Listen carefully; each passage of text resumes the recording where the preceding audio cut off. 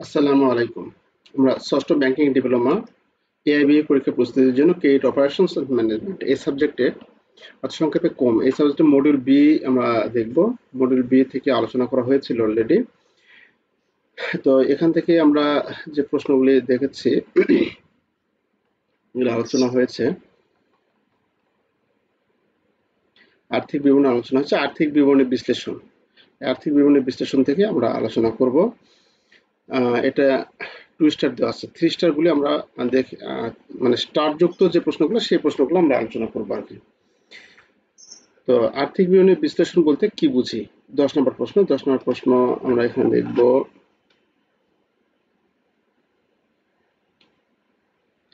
আচ্ছা, আর্থিক বিবরণী বিশ্লেষণ। বিশ্লেষণ তো আমরা বুঝতেছি, তাহলে আর্থিক বিবরণী কি জিনিস এটা আগে আমাদের বুঝতে হবে। হ্যাঁ, তাহলে বুঝলে আমরা সহজে আমরা এটা, তাহলে সেটার বিশ্লেষণ কি সেটা আমরা এখানে ইয়ে করতে পারবো। 10 নম্বর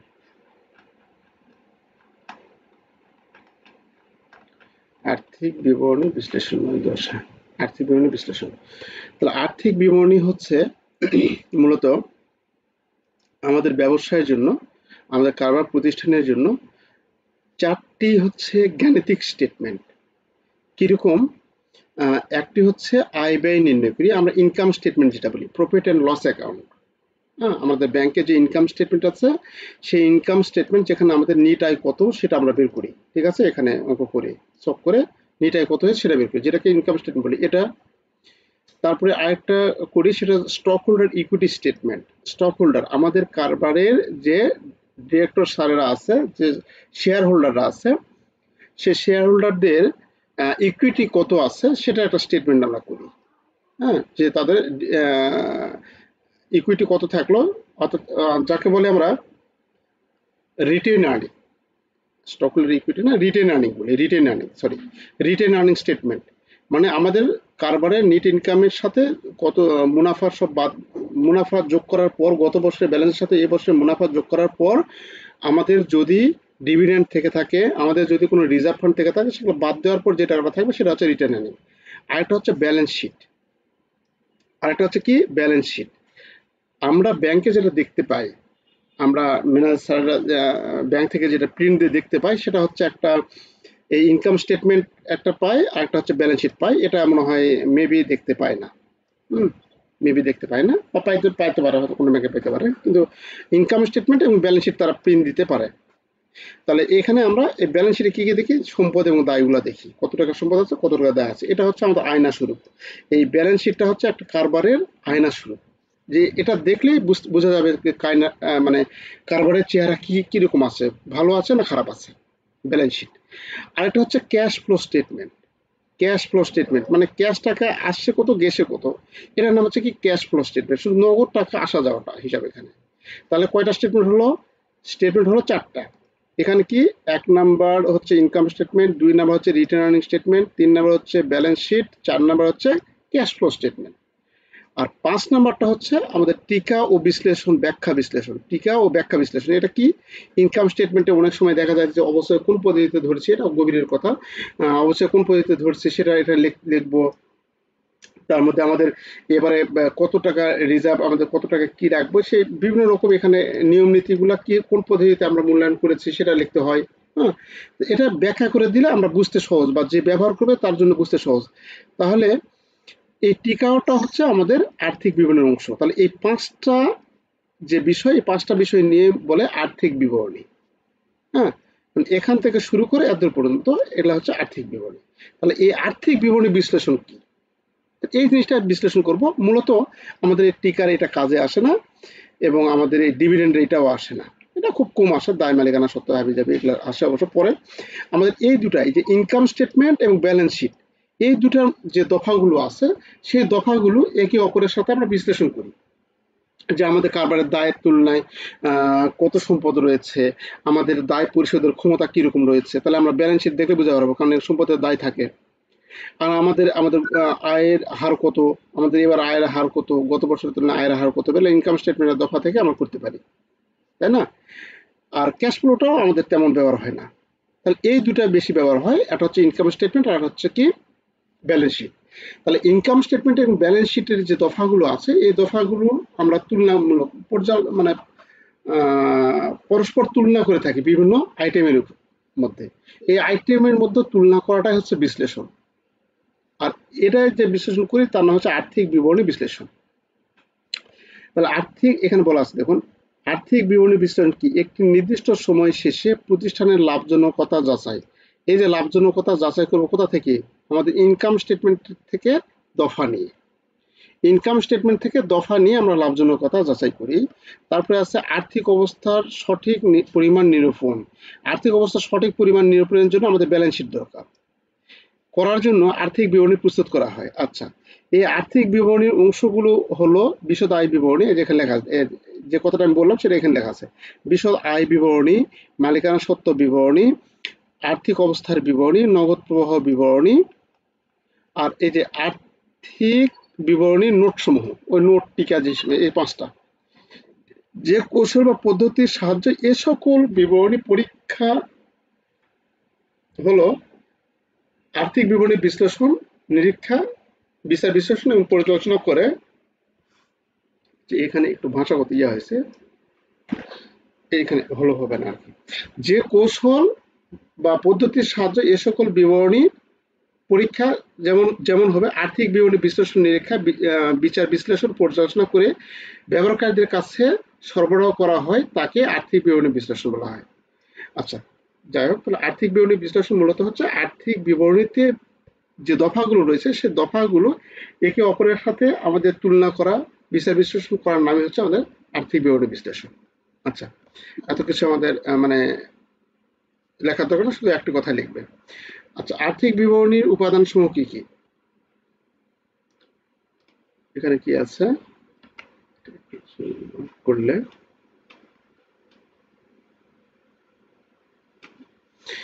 আর্থিক বিবরণীর উপাদান সমূহ, এটা ফিফথে আসছিল দেখছেন, এটা হচ্ছে 5তম ব্যাংকিং ডিপ্লোমা পরীক্ষা আসছিল। আর্থিক বিবরণী উপাদান সমূহ কি কি? আর্থিক বিবরণী উপাদান সমূহ হচ্ছে মোট 5টি, ওই যেটা বললাম আমি আপনাদের, ইনকাম স্টেটমেন্ট, তারপর হচ্ছে ওনার ইকুইটি স্টেটমেন্ট বা রিটার্ন স্টেটমেন্ট, আরেকটা হচ্ছে ব্যালেন্স শিট, আরেকটা হচ্ছে ক্যাশ ফ্লো স্টেটমেন্ট, আরেকটা হচ্ছে টিকা বা শর্ট নোট বা টিকা, এই 5টি। আচ্ছা, তো এটাও ফিফথে আসছিল, ফিফথে এটাও আসছিল যে আর্থিক বিবরণী বিশ্লেষণ কৌশল বা পদ্ধতি বা হাতিয়ার সমূহ লিখুন, এটাও ফিফথে আসছিল। তাহলে এটা আমরা দেখবো না, চলে যান একেবারে, এটা এটা একটু দেখতে হতো। সমান্তরাল বা আনুভূমিক এবং উলম্ব বিশ্লেষণের মধ্যে পার্থক্য লিখুন। তাহলে সমান্তরাল আনুভূমিক বিশ্লেষণ কি? আমরা সমান্তরাল বলতে কি, ওই যে রেল লাইন বহে সমান্তরাল, যে আমরা একটা গান দেখছি না, ওই রকম সমান্তরাল হচ্ছে এইরকম, যে এইভাবে দুটি রেখা সমান হবে যেটা সে সমান্তরাল। খাড়া কি? এই জিনিসটা যখন এইভাবে লম্বালম্বি ভাবে দাগাবো তখন সেটাকে বলে খাড়া বা উলম্ব। এটার নাম হচ্ছে উলম্ব, এটার নাম হচ্ছে কি সমান্তরাল। তাহলে সমান্তরাল বিশ্লেষণ বলতে আমরা যখন বিভিন্ন বছরের, এটা 2023 সালের বিবরণী, এটা হচ্ছে 2024 সালের বিবরণী, এটা হচ্ছে 2025 সালের বিবরণী, যখন আমরা বিভিন্ন বছরের আর্থিক উপাদান সমূহ পরস্পর সাজিয়ে, পরস্পর মানে একটি বছর পর আরেকটি বছর, আরেকটি বছর পর আরেকটি বছর তথ্য উপাদানগুলো নিয়ে বিশ্লেষণ করব, সেটা নাম হচ্ছে সমান্তরাল আনুভূমিক। মানে এখানে এই সমান্তরাল বা আনুভূমিক বিশ্লেষণে আমরা কিন্তু বিভিন্ন বছরের ডাটা নিয়ে করতে পারি। আর এই উলম্ব বিশ্লেষণে একটা সালের, 2023 সালের যে ডাটাগুলো আছে সেই 2023 সালের ডাটাগুলো নিয়ে এখানে বিশ্লেষণ, মানে একটি নির্দিষ্ট সালের ডাটা নিয়ে এটা বিশ্লেষণ করে। তাহলে এটা হচ্ছে আমাদের সমান্তরাল এবং উলম্ব বিশ্লেষণের মধ্যে মূল পার্থক্য আর কি। তো আমরা দেখবো যেটা 15 number, internal credit risk rating কি? ICRRS, internal credit risk rating system. তো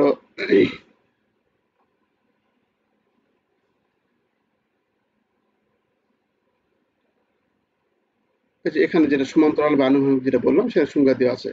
যে কোনো প্রতিষ্ঠানের একাধিক বছরে, যে একাধিক বছর বা হিসাবকালের আর্থিক বিবরণীর মধ্যে পারস্পরিক তুলনা বিশ্লেষণ করা হয় তাকে সমান্তরাল আনুভূমিক বলা হয়। যেটা বললাম যে এভাবে বিভিন্ন বছর আছে, এটা 2021 সাল, 22 সাল, 23 সাল, 24 সাল, বিভিন্ন বছরে যখন আমরা বছর সাথে দেখবো সেটা সমান্তরাল। আর যেটা উলম্ব যেটা হচ্ছে সেটা হচ্ছে একটি সালের মধ্যে। এই যে উলম্ব হচ্ছে উলম্ব বা খারাপ বা একটি হিসাবকালের মধ্যে যে একটি নির্দিষ্ট হিসাবকাল থাকবে সেই হিসাবকালে, যেমন নির্দিষ্ট 2022 সালে যে তথ্য আছে শুধু 2022 সাল তথ্য নিয়ে আমরা হিসাব নিকাশ করতেছি, সেটা হচ্ছে আমাদের কাছে উলম্ব বিশ্লেষণ। আচ্ছা, তো এটা কিন্তু আমাদের আসে, পরীক্ষায় কিন্তু অনেকবার এর আগে দিয়েছে, সমান্তরাল এবং আণবিক বিশ্লেষণের মধ্যে পার্থক্য। আচ্ছা, অনুপাত বিশ্লেষণের গুরুত্ব আমাদের তো চাইনি, সে চাই যেটা internal credit risk rating system. তাহলে internal credit risk rating system, এটা তো আমরা জানি যে আমাদের কাজের পারফরমেন্সের উপর বিভিন্ন রিস্ক রেটিং দেওয়া হয়, তাই না? তাহলে আমাদের কাজের উপর হতে পারে, আমাদের বিভিন্ন মানে ব্রাঞ্চের নির্দিষ্ট কোনো বিষয়ের উপর পারফরমেন্স হতে পারে। এটার নির্দিষ্ট রেটিং থাকে, সেই রেটিংটা এখানে সেই রেটিংয়ের কথা বলছে আর কি। আইসিআরআর একটি গ্রাহকের, তাহলে আইসিআরআরএস একটি গ্রাহকের আর্থিক অবস্থার তথ্যের উপর ভিত্তি করে একটি ঋণ গ্রহীতার ঋণ পরিশোধের ক্ষমতা বিশ্লেষণ করার সিস্টেমকে বোঝার মধ্যে রয়েছে তরলতা মানে তারল্য, নগদ প্রবাহ, লাভজনকতা, ঋণ প্রোফাইল, বাজার সূচক, শিল্প, অপারেশনাল পটভূমি, ব্যবস্থাপনা ক্ষমতা, অন্যান্য সূচক। এতগুলো যে লিখবে, দুই তিনটা লিখে ইত্যাদি লিখে দিবেন।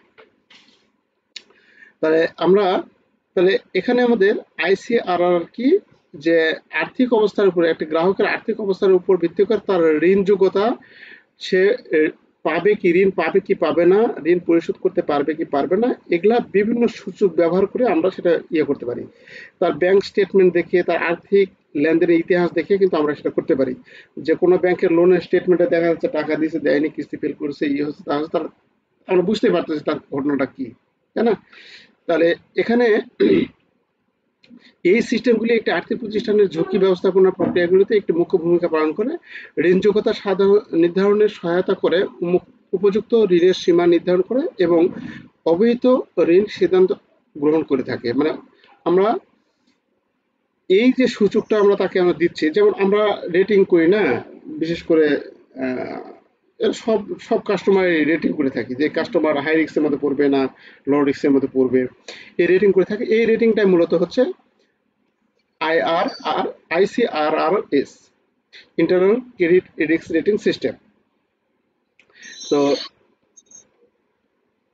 এখানে আমাদের সেই বিষয়টা অনেক কিছু আলোচনা করা আছে, এত কিছু দেখলাম না। শেষে বলা আছে যে উপরে আলোচনা থেকে বলতে পারি অভ্যন্তরীণ ক্রেডিট রিস্ক রেটিং সিস্টেম হলো এটা ফ্রেমওয়ার্ক বা পদ্ধতি যা প্রতিষ্ঠান তাদের ঋণ গ্রহীতার সাথে সম্পর্কিত ক্রেডিট ঝুঁকি মূল্যায়ন ও পরিচালনা করতে ব্যবহৃত হয়।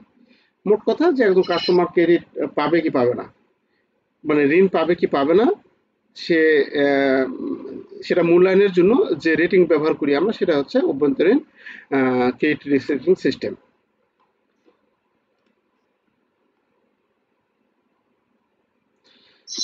আটানব্বইতম আসছিল এটি, internal credit risk rating system এর নির্দেশনের মূল ব্যবহার আলোচনা করুন। তাহলে এর ব্যবহার আলোচনা করবে, কি জন্য এটা ব্যবহার করা হয়। তাহলে এটা কি জন্য ব্যবহার করা হয়, রিস্ক রেটিংটা যে দিচ্ছে একজন কাস্টমারকে, এটা কি জন্য ব্যবহার করে, সে ঋণ পাবে কি পাবে না এই জন্য, সে কাস্টমার কতটা ভালো, সে ঋণ ঠিকমতো রিপে করবে কি করবে না এই জন্য, তাই না? এইটুকু বিভিন্ন উদ্দেশ্যগুলো আমাদের এখানে আছে। এটা হচ্ছে 16 নম্বর।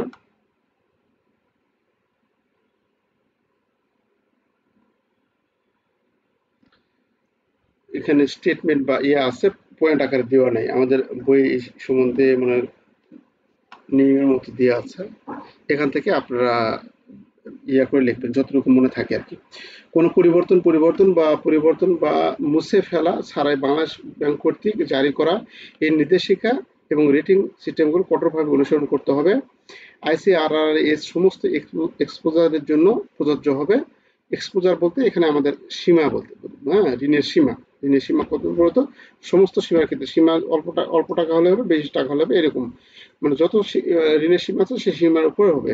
আচ্ছা, ভোক্তা ছাড়া 50 লাখ টাকার কম ঋণের এক্সপোজার থাকা ক্ষুদ্র উদ্যোগ এবং মোট ঋণের এক্সপোজার 1 কোটি টাকার কম উৎপাদনকারী ক্ষুদ্র উদ্যোগের জন্য স্বল্পমেয়াদী কৃষি ঋণ, ক্ষুদ্র ঋণ এবং ব্যাংক এনবিএফআই বিমা ঋণ প্রদান করে থাকে। অর্থাৎ আমাদের এই সম্পর্কিত নির্দেশাবলী যেগুলো দেওয়া আছে, আচ্ছা এটা নির্দেশাবলী তো বলেনি, ও, নির্দেশিকাটির মূল ব্যবহার। এই নির্দেশিকাটির মূল ব্যবহার বলছে, মূল ব্যবহার এটা তো না।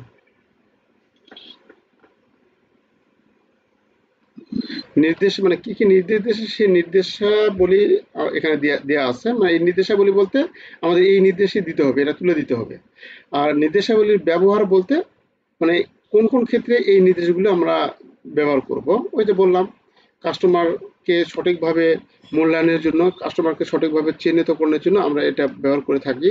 কাস্টমারের ঋণ যোগ্যতার জন্য এটা ব্যবহার করে থাকি। কাস্টমার ঋণ ঠিকমতো পরিশোধ করবে নাকি, রিপে করবে নাকি, সেটার জন্য ব্যবহার করে থাকি।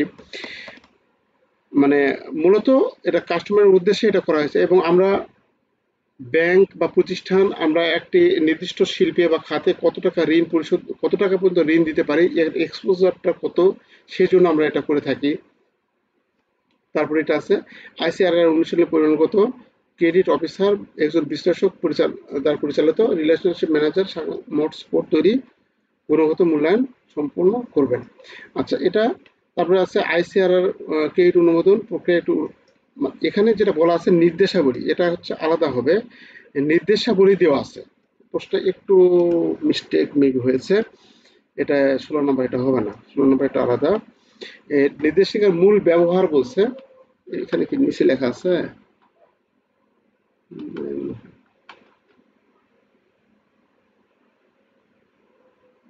নেই। মানে ওই নির্দেশিকার মূল ব্যবহার বলছে, ওই নির্দেশিকায় বলেনি। হ্যাঁ, নির্দেশিকাটির মূল ব্যবহার মানে কোন ক্ষেত্রে আমরা এই নির্দেশিকাটি ব্যবহার করতে পারবো, ওই যে কথাটা বললাম ওইগুলো আর কি। ব্যাংকের ক্রেডিট রিস্ক ফাংশন প্রতিরক্ষার দ্বিতীয় লাইন হিসেবে রেখাটি যথাযথতা এবং অখণ্ডতার জন্য দায়ী থাকবে। এটা আমাদের প্রতিরক্ষার দ্বিতীয় লাইন বলতে বোঝায় আমরা ব্রাঞ্চে যারা কাজ করি সেটা হচ্ছে প্রতিরক্ষার প্রথম লাইন। এটা আমরা পরের প্রশ্ন পাবো, পরের অধ্যায়ে পাবো। এটা থেকে প্রশ্ন থাকবেই। প্রতিরক্ষার এই যে যে লাইনগুলো, 3টা লাইন ব্যবহার হয়, সেই 3টা লাইন। প্রথম লাইনে আমরা ফ্রন্ট লাইনে, ফ্রন্ট ফাইটার যারা আমরা ব্রাঞ্চে যারা কাজ করি তারা প্রতিরক্ষার প্রথম লাইন। দ্বিতীয় লাইন হচ্ছে যারা হেড অফিসে কাজ করে, যারা হেড অফিসে কাজ করে, যারা আমাদের সহযোগিতা করে তারা। 3 নাম্বার হচ্ছে অডিট ডিপার্টমেন্টে যারা কাজ করে তারা।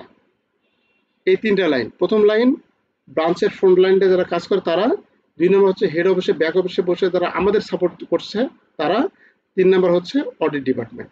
তাহলে এখানে প্রতিরক্ষার দ্বিতীয় লাইন হিসেবে, দ্বিতীয় লাইন কোনটা, এটা মানে যারা হেড অফিসে যে ইয়ে করে, আমাদের যারা হেল্প করে বা সহযোগিতা করে তারা আর কি। তাহলে প্রতিরক্ষার দ্বিতীয় লাইন হিসেবে রেটিং যথাযথতা এবং অখণ্ডতার জন্য দায়ী থাকবে। মানে আমরা লোনের জন্য কোনো কাস্টমারের আমরা ক্রেডিট রেটিং করলাম, ঠিক আছে, কিন্তু সেটা আমরা পাঠিয়ে দিলাম হেড অফিসে, হেড অফিস সেটা আবার চেক করে দেখবে। যদি চেক করে সেটা দেখে যে এটা যথোপযুক্ত হয়নি, তারা সেটা পরিবর্তন কিংবা বাতিলও করে দিতে পারে।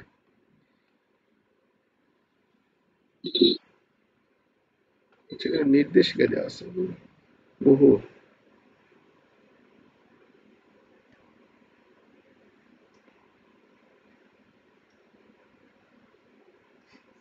এটা নির্দেশিকা দেওয়া আছে, মানে এই নির্দেশিকাটা কোন কোন খাতে ব্যবহার করবো সেটা আমাদের লিখতে হবে আর কি।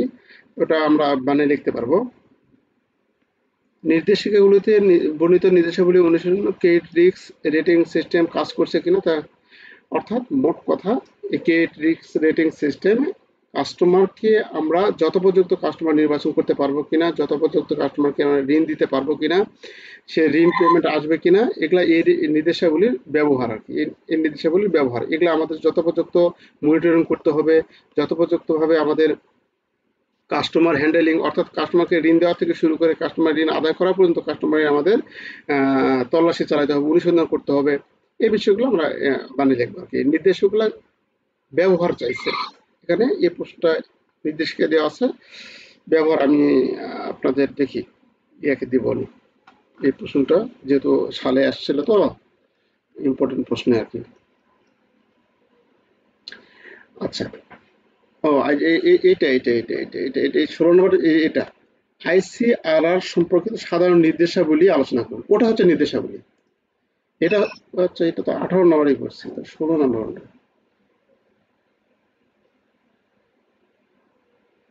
হ্যাঁ, সরি সরি সরি, এত কত নোট দেখলাম। 16 নম্বর। অভ্যন্তরীণ মিসিং হয়নি। অভ্যন্তরীণ ক্রেডিট রিস্ক রেটিং সিস্টেমে ব্যাংকগুলির জন্য ঋণ ঝুঁকি ব্যবস্থাপনার একটি অবিচ্ছেদ্য অংশ। এই নির্দেশিত মূল ব্যবহারগুলি নিম্নরূপ। ঋণগুলি তাদের এই যে দেখুন যে কথাটা বললাম সেটা এক লাইনে 2 লাইনে শেষ করে দিয়েছে। এটা আমরা যদি বড় প্রশ্ন হয়, এটা যদি আমরা 5 মার্কের প্রশ্ন হয় তাহলে একটু বড় করে লিখবো। যে কথাটা বললাম সে কথাটাই এখানে লেখা আছে দেখুন। ঋণ গ্রহীতাকে ঋণ ঝুঁকি পরিমাপ, মূল্যায়ন, এটি দেনাদার উদ্দেশ্যমূলক স্বচ্ছ সামঞ্জস্যপূর্ণ কাঠামো প্রদান করে। ওই ঋণ গ্রহীতা ঋণ ক্রেডিট মূল্যায়ন এই জিনিসগুলো আমরা এখানে লিখবো। পোর্টফোলিও ব্যবস্থাপনা কার্যক্রম সহজ করা। পোর্টফোলিও ব্যবস্থাপনা কার্যক্রম সহজ করা বলতে আমরা কি বুঝি? আপনাদের কিছু কিছু টার্ম জানতে হবে, কিছু কিছু শব্দ অর্থ জানলে আপনারা সহজে লিখতে পারবেন। যেমন এখানে বলা আছে পোর্টফোলিও। তাহলে পোর্টফোলিও জানি আমরা, কিন্তু এটা যখন লিখতে যাব তখন কিন্তু আমরা এটা আবার করতে পারছি না, সাজিয়ে লিখতে পারছি না। তাহলে পোর্টফোলিও হচ্ছে আমাদের ঋণ, আমরা আমাদের ব্যাংকের যে টাকাটা আছে ব্যাংকের টাকাটা ধরুন রাইস মিল আছে, অটো রাইস মিলে সমস্ত টাকা ইনভেস্ট না করে ক্ষুদ্র ক্ষুদ্রভাবে অটো রাইস মিলে দিলাম, আবার এদিকে আমরা এসএমই লোনের জন্য দিলাম, এদিকে আমাদের মেয়াদি লোনের জন্য দিলাম, মানে এদিকে আবার স্যালারি লোনের জন্য দিলাম, এদিকে মানে বিভিন্ন রকম সেক্টরে ভাগ করে দেওয়া। অর্থাৎ কোনো একটা সেক্টর যদি ডিফল্ট হয়ে যায় সেক্ষেত্রে যেন ব্যাংক ভেঙে না পড়ে। হ্যাঁ, তাহলে এই জন্য কি করি আমরা বিভিন্ন জায়গায় অল্প অল্প করে আমরা লোনগুলো দিই। এই অল্প অল্প করে লোনটা দিই রিস্কটা ঝুঁকিটাকে কমানোর জন্য, তাই না? তাহলে এটার নাম হচ্ছে পোর্টফোলিও ব্যবস্থাপনা, পোর্টফোলিও। হ্যাঁ, আচ্ছা, তাহলে এই পোর্টফোলিও কার্যক্রম সহজ করে আমাদের, যখনই রেটিং করব তখন আমাদের রেটিংটা পোর্টফোলিও কার্যক্রম সহজ করে। ব্যাংকগুলিকে ক্রেডিট পলিসি, পোর্টফোলিও, শাখার ব্যবসার লাইন এবং সামগ্রিক ব্যাংকের মান নির্ধারণের করতে সাহায্য করে। স্বতন্ত্র ক্রেডিট নির্বাচন, ক্রেডিট মূল্যায়ন, মূল্য নির্ধারণ। মূল্য নির্ধারণ বলতে ক্রেডিট কত টাকা দিব তাকে সেটা মূল্যটা নির্ধারণ করি। ক্রেডিটের সীমা নির্ধারণ, যেটা আলোচনা করলাম এর আগে সেটা। এটা আমরা যদি প্রশ্নের মানটা একটু বড় হয়, যেমন এটা হচ্ছে 7 পয়েন্ট, তাহলে কিন্তু এটুকু দিলে হবে, এটা আরেকটু বাড়িয়ে লিখতে হবে আমাদের। হ্যাঁ, মানে এটা পয়েন্ট দিয়ে আরেকটু বাড়িয়ে লিখবো আমরা। আচ্ছা, তাহলে এটা আছে, এটা সমস্যা নেই। 96 তোমার পরীক্ষা আসছে, অভ্যন্তরীণ ক্রেডিট রিস্ক রেটিং স্কোর উল্লেখ করুন এবং কোন ধরনের ঋণের ক্ষেত্রে ICRRS প্রযোজ্য নয়। আমাদের রেটিং এর প্রযোজ্য নয় কোন ধরনের ঋণের ক্ষেত্রে? প্রশ্ন নম্বর হচ্ছে 20 নাম্বার।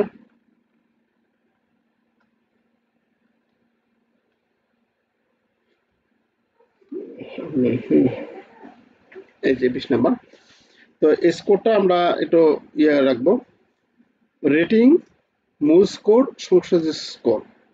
চমৎকার, গ্রেটার দেন অর ইকুয়াল কত 80%, তারপরে আছে গ্রেটার দেন অর ইকুয়াল 75%, এটা মূল স্কোর, সংশোধিত স্কোর। আগে ছিল 80% মূল স্কোর আর সংশোধন করে এটা হচ্ছে কত 75%। এইরকম যদি আমাদের হয় তাহলে হবে সেটা চমৎকার। এই অবস্থা থাকলে সেটা হবে ভালো, প্রান্তিক, অগ্রহণযোগ্য। তাহলে এই স্কোরটা একটু মনে রাখতে হবে আমাদের, স্কোরটা একটু মনে রাখতে হবে। আর বলা আছে যে নিম্নোক্ত কোন ধরনের ঋণের ক্ষেত্রে ICRRS প্রযোজ্য নয়? কাস্টমার লোন, কনজিউমার লোন, এখানে কনজিউমার লোন আছে, personal loan, credit card, auto loan, SME যেগুলির পরিমাণ নির্দিষ্ট সীমার নিচে থাকে সেগুলোর জন্য নয়। কৃষি ঋণ, সরকার কর্তৃক ভর্তুকিযুক্ত মৌসুমী ঋণ, স্টাফ লোন, ব্যাংক নিজস্ব কর্মচারীর জন্য প্রদত্ত লিজ ফাইন্যান্সিং, কিছু নির্দিষ্ট ক্ষেত্রে এটি ইস্যুর বাইরে। আচ্ছা,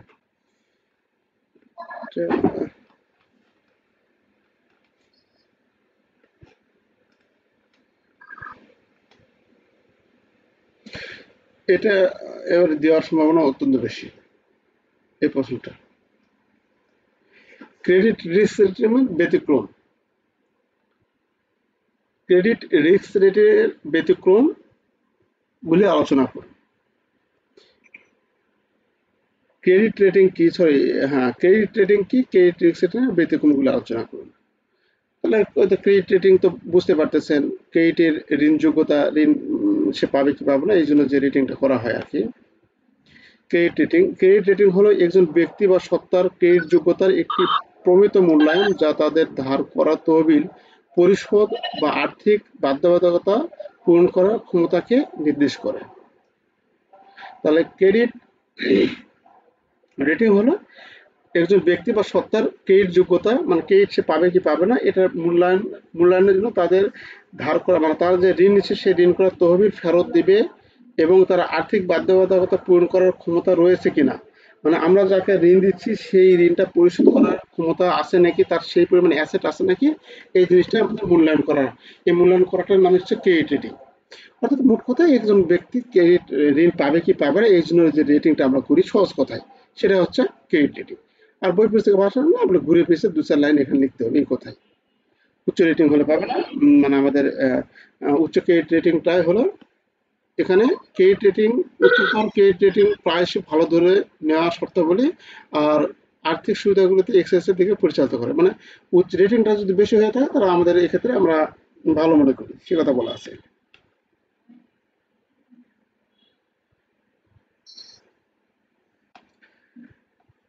আচ্ছা, ক্রেডিট রিস্ক রেটিং এর ব্যতিক্রমগুলি আলোচনা করুন। ব্যতিক্রম আলোচনা করতে বলছে। রিস্ক রেটিং এর ব্যতিক্রম: অর্থপূর্ণ আর্থিক বিবৃতি ছাড়াই একটি নতুন প্রতিষ্ঠিত কোম্পানির জন্য ব্যাংক অনুমানকৃত আর্থিক বিবৃতির উপর ভিত্তি করে একটি রেটিং প্রয়োগ করতে পারে। তাহলে এখানে ক্রেডিট রিস্ক রেটিং এর যে নিয়ম আছে সেই নিয়মের বাইরে ব্যাংক নিজস্বভাবেও তৈরি করতে পারে। সেটা কি? অর্থপূর্ণ আর্থিক বিবৃতি ছাড়াই একটি নতুন প্রতিষ্ঠিত কোম্পানির জন্য, মানে কেবল সবেমাত্র নতুন প্রতিষ্ঠানটা খুলছে সেই ক্ষেত্রে আমাদের এই ব্যতিক্রমটা হতে পারে, ক্রেডিট রিস্ক রেটিং এর ব্যতিক্রম হতে পারে। বৃহৎ ব্যবসায়িক সমষ্টি অধীনস্থ কোম্পানির জন্য, এখানে বৃহৎ ব্যবসায়িক সমষ্টির অধীনস্থ কোম্পানির জন্য মানে একটা কোম্পানির আন্ডারে আরো অনেকগুলো কোম্পানি রয়েছে, তাহলে সেই কোম্পানিগুলোর ক্ষেত্রে আমরা এখানে ক্রেডিট রিস্ক রেটিং এর ব্যতিক্রম ঘটে থাকে। পুরনো আর্থিক বিবৃতি ব্যবহার করে ক্রেডিট রিস্ক রেটিংকে নিরুৎসাহিত করা হয়। তিন নম্বর হচ্ছে পুরনো আর্থিক বিবৃতি ব্যবহার করে রেটিং তৈরিতে নিরুৎসাহিত করা হয়, অর্থাৎ উপলব্ধ নিরীক্ষিত আর্থিক বিবৃতিগুলো 18 মাসের বেশি পুরনো। ব্যতিক্রমের ক্ষেত্রে যেখানে নিরীক্ষিত আর্থিক প্রকাশে বিলম্বে বৈধকরণ রয়েছে, পুরনো আর্থিক বিবৃতি এক্ষেত্রে আপ টু ডেট বা অনিরীক্ষিত আর্থিক বিবৃতি জমা দিলেই গ্রহণ করা যেতে পারে, তবে রেটিং এর প্রান্তিক। আচ্ছা, মানে এখানে বলা আছে যে আমাদের কোনো পুরনো যদি আর্থিক রেটিং বিবৃতি থেকে থাকে এবং নতুন আর্থিক বিবৃতি রেটিং যদি আমাদের সেক্ষেত্রে যদি না থেকে থাকে বা কোনো কারণে তৈরি করতে পারেনি, তাহলে আমরা সেই ক্ষেত্রে আমাদের নতুন আর্থিক রেটিং মানে ক্রেডিট রেটিং প্রস্তুত করার প্রয়োজন, পুরাতনটা গ্রহণযোগ্য হতে পারে। কিন্তু সেটা আমরা বরাবরই পুরাতন রেটিংটাকে আমরা নিরুৎসাহিত করি, কিন্তু এটা ব্যতিক্রম একটা, যে পুরাতনটা দেখেও আমরা মূল্যায়ন করতে পারি। আচ্ছা, এখানে 4-5টা এঁকে দিবে গাউন্ডেন, অত বেশি না, এটা এখান থেকে 4-5টা পয়েন্ট যেটা পারেন সেটা দিয়ে দেবেন, তবে ব্যতিক্রমটা অনেক গুরুত্বপূর্ণ একটা প্রশ্ন। এবারে আসার সম্ভাবনা রয়েছে।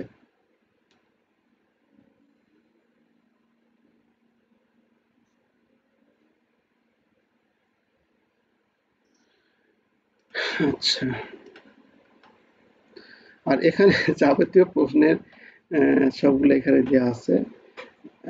ক্রেডিট ঝুঁকি রেটিং এর উপাদান। আচ্ছা, আমি আরেকটা কথা বলে নেই, কোনো প্রশ্ন যে ইম্পর্টেন্ট আমি স্টার্ট দেয়নি বলে যেটা ইম্পর্টেন্ট না তা কিন্তু না, কোশ্চেন দ্বারা আমি করবো না। হ্যাঁ, এই জিনিসটা একটু আপনার খেয়াল রাখবেন, কিন্তু এটা একবার করে হলেও দেখে যাবেন, যদি আপনার মাথায় এটা একটু রাখা যায় তাহলে এটা। আচ্ছা, এখানে উপাদান ক্রেডিট ঝুঁকি বা রেটিং এর উপাদান আলোচনা করেন। একটা হচ্ছে পরিমাণগত সূচক, একটা হচ্ছে গুণগত সূচক। পরিমাণগত সূচক বা সংশ্লিষ্ট ভার আইসিসি এর পরিমাণগত সূচক 6টি ভাবে বিস্তৃত বিভাগে পড়ে: লিভারেজ, তারল্য, লাভজনকতা। আচ্ছা, এখানে সূত্র দেওয়া আছে, এই সূত্রগুলো আলোকে আমাদের অঙ্ক করতে হবে।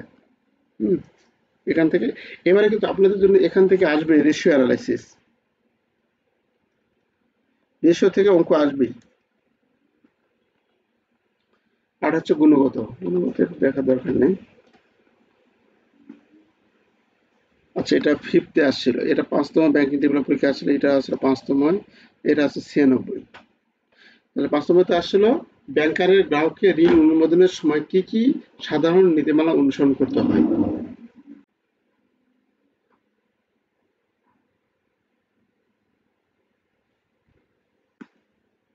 হুম, কখন গুণগত ঋণ বিবেচনা শ্রেণীকরণ করা হয়? গ্রাহকের ঋণ বিবেচনার ক্ষেত্রে কি কি ধাপ অনুসরণ করা হয়ে থাকে তা আলোচনা করুন। আচ্ছা, আমরা কি কি ধাপ অনুসরণ, একজন গ্রাহককে যখন ঋণ দিব তার জন্য আমাদের কি কি ধাপ অনুসরণ করা হয়ে থাকে? এটি আদর্শ, এটা নয়, এটি আদর্শ ঋণ প্রস্তাবের বৈশিষ্ট্য, এটা অনেক গুরুত্বপূর্ণ একটা প্রশ্ন।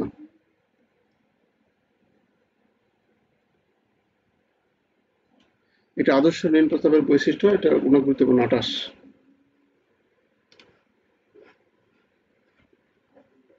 10:45 বেজে গেছে।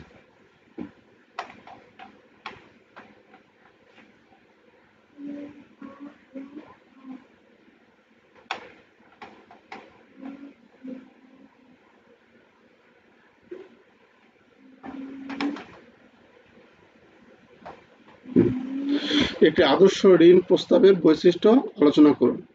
সম্পূর্ণতা, ঋণ প্রস্তাব মানে গ্রাহক যে আপনাকে ঋণ প্রস্তাব করছে সে একটা লিখিত ডকুমেন্টের মাধ্যমে, এটা তো আসলে ব্যাংকের একটা বুকলেটে সেটা কিন্তু আবেদন হয়ে থাকে, তাই না? সেখানে সবকিছু লেখা থাকে। তো এখানে সেই ঋণ প্রস্তাবের বৈশিষ্ট্য কি কি হওয়া উচিত, গ্রাহক যে ঋণ প্রস্তাব দিচ্ছে এই ঋণ প্রস্তাবের বৈশিষ্ট্য কি কি হওয়া উচিত? সম্পূর্ণতা, স্পষ্টতা, সেখানে সম্পূর্ণ থাকবে, কোনো বাদ বাকি কোনো কিছু থাকবে না, স্পষ্ট তো ক্লিয়ার করতে হবে সেখানে সবকিছু। ডিউরেশন থেকে শুরু করে নির্দিষ্ট পরিমাণ, তারপরে হচ্ছে কিস্তির সংখ্যা বা কিস্তি কয়টি হবে, কোন তারিখে হবে, এগুলো সবগুলো স্পষ্ট থাকতে হবে। তারপরে আছে বাস্তবসম্মতা, উদ্দেশ্য নির্ধারণ, তারপরে আছে নিরাপত্তা, মানে সে ক্রেডিট যে নিয়ে এই ক্রেডিট নিয়ে সে কি করবে, কি কাজে লাগাবে সেটা নির্ধারণ করতে হবে। সে যদি ক্রেডিট নিয়ে অন্য কোনো কাজে লাগায়, সে যদি কোনো কিছু, সেটা গ্যাম্বলিং এর মতো কোনো জিনিস যদি সে খেলে, অর্থাৎ তাস বা জুয়া খেলা এরকম যদি কোনো কিছু খেলে, তাহলে সেখানে আমরা তাকে দেব না। এই জন্য তার উদ্দেশ্য জানতে হবে, সে কি এটা নিয়ে ক্রেডিট নিয়ে কি ব্যবসা করবে, মানে ব্যবসা করলে কোন ধরনের ব্যবসা, খুব হাই রিস্ক বিজনেস আমরা দেব না। এই জন্য আমাদের উদ্দেশ্য সেখানে দেখতে হবে। তারপরে আছে নিরাপত্তা প্রমাণ, সমানুবর্তিতা, আর্থিক বিবরণী বিশ্লেষণ, এটা আর্থিক বিবরণী বিশ্লেষণ করতে হবে। আচ্ছা, মনে হয় এটা শেষ করার পর নিয়ে যাবো আমরা আগামী দিন। ঋণ প্রস্তাবের বৈশিষ্ট্য, একটি ব্যাংকের আর্থিক বিবরণী বিশ্লেষণের অন্তত 5টি প্রধান আর্থিক অনুপাত নিয়ে করুন।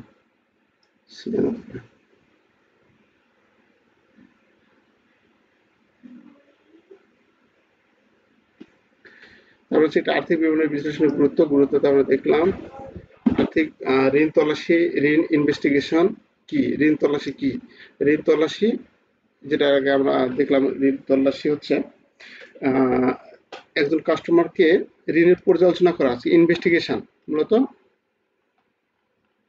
ঋণ দেওয়া থেকে শুরু করে কাস্টমার কাছ থেকে ঋণ আদায় করা পর্যন্ত যাবতীয় যে কাজগুলো এই ঋণ তল্লাশির মধ্যে অন্তর্ভুক্ত। এখানে ঋণ তল্লাশির যে আগে আমরা দেখছি ঋণ তল্লাশির উদ্দেশ্যে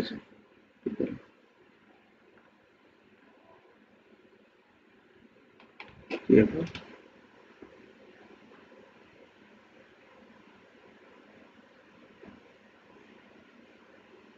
তল্লাশি করে দিলাম, হ্যাঁ। ও, ঋণ তল্লাশির উদ্দেশ্য সমূহ চেয়েছে। ঋণ তল্লাশির উদ্দেশ্য সমূহ 31। আর্থিক বিবরণী বিশ্লেষণের গুরুত্ব চেয়েছে ঋণ তল্লাশির উদ্দেশ্য সমূহ। ঋণের যথাযথ ব্যবহার নিষেধ করা, ঝুঁকি ও মুনাফা নিরূপণ করা, জামানতের অবস্থান যাচাই, কিস্তি ও সুদ পরিশোধের সক্ষমতা যাচাই, অনিয়ম এবং প্রতারণা প্রতিরোধ, ব্যবসার অগ্রগতি মূল্যায়ন, গ্রাহকের আচরণ মূল্যায়ন, ঋণের শ্রেণীকরণে সহায়তা করা। এটা লাস্টের এই প্রশ্নগুলো কিন্তু দেখুন, সবগুলো প্রশ্ন কিন্তু বাংলা লেখার মতো। হ্যাঁ, সঠিক ঋণ গ্রহীতা নির্বাচনে ICRRS গুরুত্বপূর্ণ কেন? কেন গুরুত্বপূর্ণ? ওই যে আমরা যেটা উপরে যেটা বললাম, যে ICRRS আমাদের কি কি কাজ, মানে কি কাজে এটা ব্যবহার হয় বা কি জন্য এটি গুরুত্বপূর্ণ সেটা আমরা লিখবো। আচ্ছা, উপরে এটা দেখেছি আমরা, এই প্রশ্নটা উপরে দেওয়া আছে। এ হচ্ছে আমাদের 2 নম্বর অধ্যায়ের আমরা এরপর 3 নম্বরটা দেখব। 10টা 50 বাজে। আচ্ছা, আপনাদের এরপরে যে ক্লাসটা আছে সেটা হচ্ছে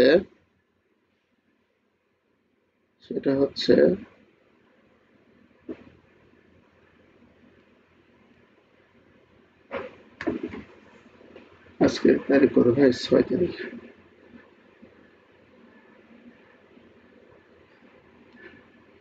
10 তারিখ স্যার। আচ্ছা, কত তারিখ? আজকে 6, 6 10 তারিখ আছে। না, এরপরে কোন সাবজেক্ট আছে সেটা দেখছি। ধরতেও পারতেছি না, দেখা শুরু তো 6 তারিখ। 6 তারিখ,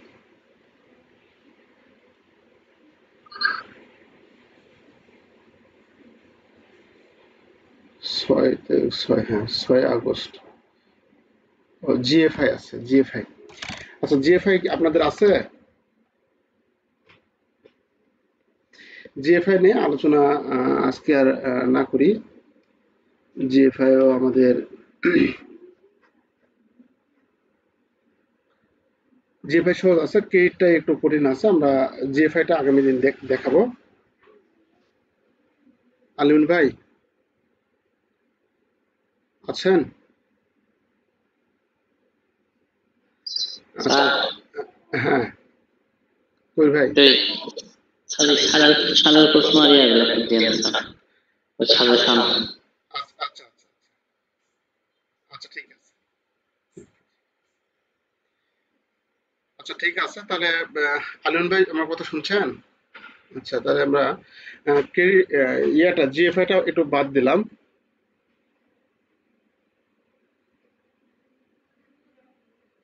কি আব্দুল্লাহ, ভাই তো কবির ভাই, হ্যাঁ কবির ভাই তো আছেন এখন।